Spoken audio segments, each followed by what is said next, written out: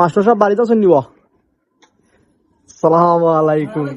আখতা ধরে কিতা লাগি মাস্টার সাহেবের বাড়িতে গেছি এখানে অবশ্যই আপনারা হইমু তার আগে এক সুব্বা দাম দিলাই।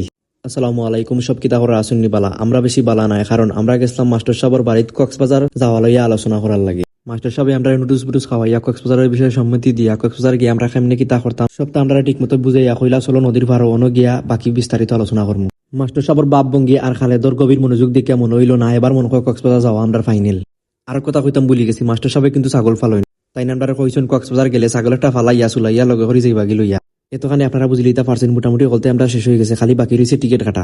টিকিট কাটতাম ট্রেনে উঠতাম আর ফালমারি সাগরের ফারও গিয়ে আমরা পড়তাম। মনু নদীর ফারও বইয়া পানির ঢেউ দেখি দেখি মাস্টার সাহেব টিকিটও কাটি লইলা। কিন্তু এর বাদেই ঘটি গেল এক বিস্ময়কর ঘটনা। হই থেকে আইলো এক তাণ্ডব জ্বর, অকলতা করে লইল সুরমার। টিকিট কাটার পরেও ক্যান্সেল করা লাগলো টিকিট, কিন্তু সে এই তাণ্ডব মাস্টার সাহেব নিজেই নাকি আমি নাকি অন্য কেউ? সব ভালো থাকবা, ধন্যবাদ।